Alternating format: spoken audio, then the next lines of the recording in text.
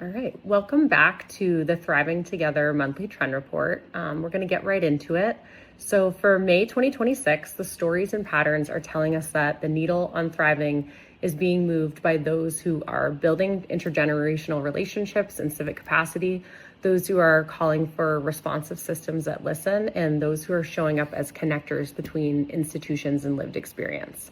Additionally, there's also this layer here that we're seeing that as technology and institutions and systems become more complex, human connection and trust matter even more. So up first, one of the month's strongest themes is that civic muscle and civic life is something that people learn and practice across generations. We're seeing more intentional effort to bring younger and older people into spaces where they can learn from one another, share power, and shape community conditions together.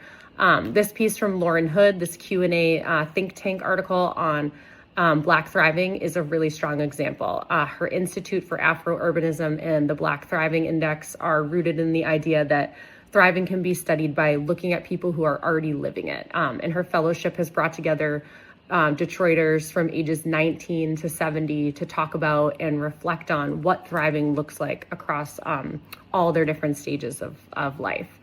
She talks about thriving as rooted in agency, abundance, and audacity rather than conventional definitions of success.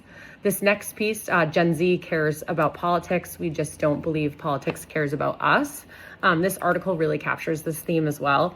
The main argument is that despite voter turnout data, young people do care about politics, but they often show up through campus organizing, community service, mutual aid, and issue-based action, not voting alone. So the problem isn't apathy, it's access.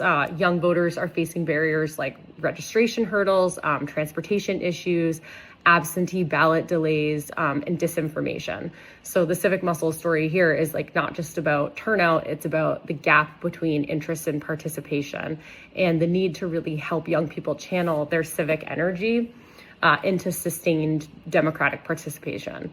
This article actually really connects to and underscores a major theme that's coming out in our next Unsung Stewards podcast episode with Alex Edgar of Youth 250 and Made by Us, who talks about ways to center young people in civic life. And, he does note that only about 16% of young people believe democracy is working for them, but nearly, 90% say that they care deeply about their communities and want to engage.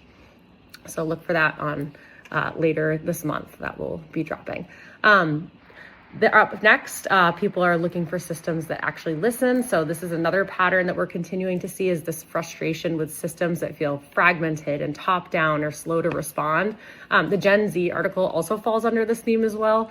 It noted that young people care deeply about their communities and taking action, but that politics often just doesn't feel responsive enough or built for them. Lauren Hood, again, she makes a similar point when discussing how we approach planning and how we plan for thriving communities, arguing that good systems should be, she says, reverse engineered for the conditions that already allow people to thrive, not designed for scarcity and urgency alone. So very, vital conditions ethos. I also came across this post on LinkedIn from Leticia Casillas Sanchez mentioning the vital conditions and discussing a meeting that she showed up to in Los Angeles, and she's making the same critique about systems responsiveness from the early childhood angle and point of view. And she's asking in her post why California's systems remain so fragmented when the need is for more seamless support for families.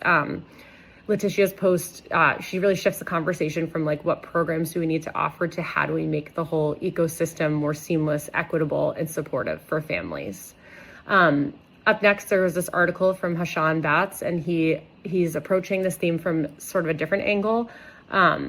His piece is about automation and the complexity and where things are going with automation. And he argues that as automation rises, human connection increases in value, which is a really useful lens in thinking about the role and need of responsive systems. The message is not anti-technology. It's more that the more systems are inevitably automating, the more important it becomes to preserve trust and relational intelligence and human judgment. This trust piece by Terry Kylo reinforces that point as well around the role of systems and, how to reshape systems by saying that trust is not created just by putting people in the same room. It comes from repeated, meaningful relationships and shared work and conditions that allow people to be open and honest. Putting people in a room is not enough. What matters is that repeated engagement that's creating real understanding. Healthy Communities Delaware's piece on the vital conditions and affordable community framing it also fits in here, because they're suggesting that when it comes to thriving, people they're not asking for abstract promises and results. They're asking for really practical conditions of a decent life, affordability, belonging, connection, and stability. In short, across all of these articles, the common complaint is not that people are disengaged with systems, it's that too many systems are still not designed for true engagement and belonging, and they don't make it easy to be heard and seen and then act within. Lastly, bridging roles matters. The third theme, this is, the importance of people and organizations that can translate across worlds and, act as connectors, conveners, and translators showing up across, we're seeing a lot of this showing up across these stories. So Letitia, she describes herself explicitly as a bridge between systems and communities in her LinkedIn post. And that language just really captures a lot of what's happening across many of these stories. Lauren Hood, again, she's also a bridge figure. She's moving between academia and community planning and Black community knowledge, and her work just tries to make lived experience more understood by institutions. There was also a few other pieces that I'm not going to get too deeply into, but I'll link them about this youth hub in Reading and the Rural Health Initiative in West Virginia, another neighborhood mobilization story as well. And, all of these are examples of connectors as well, and helping people access opportunity and helping systems become more usable. This matters because the stories in this theme are not just about problems.